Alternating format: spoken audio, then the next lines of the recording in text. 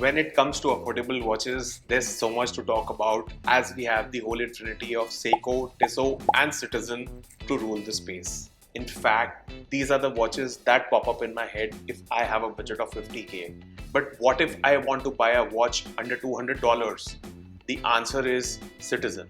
Hey guys, I'm Siddharth and this is Yacht Watch Club, while this is the place to get the best watch reviews. So today I have one brand that's made for the people, by the people and of the people, and that is Citizen. I don't know if you know this, but this Japanese watchmaker has been at it since 1918, which is when they actually started making watches. This legacy has lasted for over a century as they keep getting better at it.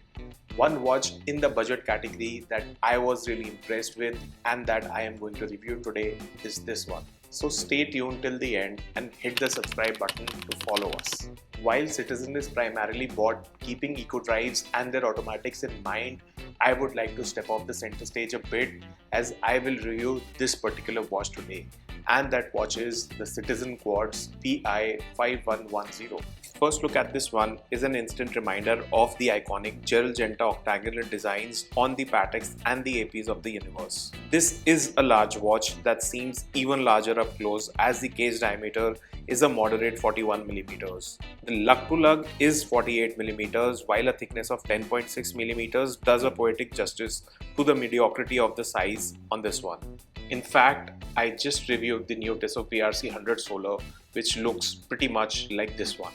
This is more muscular with neat edges on the bezel of the watch, which is obviously fixed as you can see, although it's nicely angled and tapered for a multi-dimensional effect. The dial is the highlight here, while I have this blue-grey dial in a nice sunburst effect, while the hands and hour markers are painted with a rose gold coating. You can also choose between 7 other dial colors including a black, blue, green, yellow, silver, ivory and light blue. You can always funk it out, but I chose to carry on this formal color. Now circling back to the dial, as I am only starting now, the metal indices are neatly applied with dolphin shaped hands to extend the royalty on this one. While some literature is painted in white, only the hands carry the lume on this watch, which is only average. Although the dial is great white planes, the presence of a mineral glass on top is however much appreciated. The crystal is nicely edged from the sides with a slight bit of curvature as you head towards the center, and this successfully transcends into a multitude of angles through which you can witness the dial doing its thing. The date window at 3 is also outlined in painted metal to set the tone on this dress watch. While the case is made of stainless steel, you can find a mix of brushed and mirror polished finish throughout. And one look from the sides will help your vision with the reflections on this one.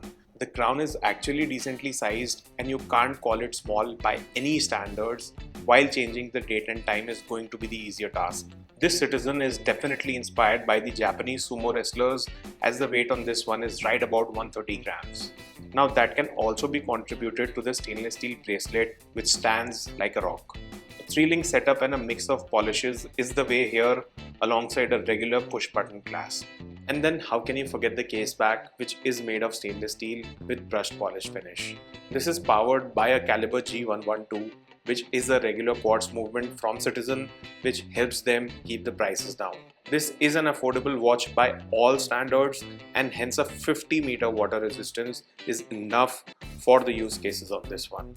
And this one does look amazing on my 7-inch wrist, and I feel that this is not too large or not too small for my wrist. But I do get some confidence as this one is built for purpose and it is built hard. While Citizen was at the rear end of things for quite some time, but they definitely have reinvented the wheel, which is taking them in the right direction. And this watch is most appealing for the budget-friendly audience who want a no-nonsense piece on their wrist. So the prices here are matched up to the expectations and to our pockets, because this one is fairly priced for 14,500 rupees, which is well below the $200 mark.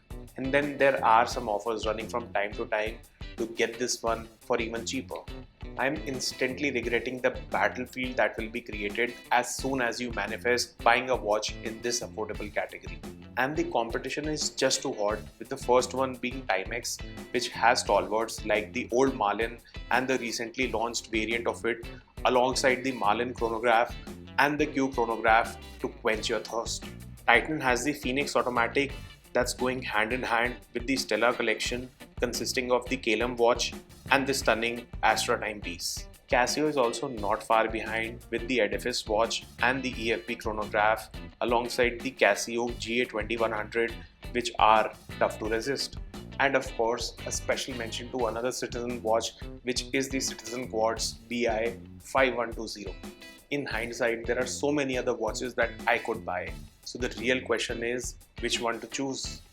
First of all, this one is a simple dress watch for the middle-aged guys who run the country by simply showing up to their offices every single day. They grind so their families can eat, and that's the kind of audience that is actually going to wear this watch.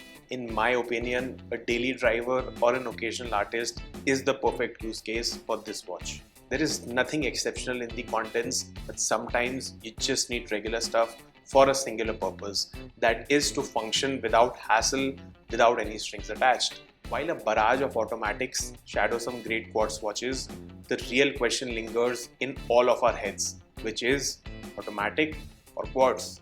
Well, you can't ignore Citizen for being the great citizen it is. Some of us may find it really stupid to buy a quartz watch at this price, while many of us may still stick to the basics. Eventually, I will rate this one 8 out of 10 because there are a lot of factors that help in deciding if it is a good watch or not. Some work in its favor while others work against it. So whatever you decide is paramount. And until you decide, what are you wearing today?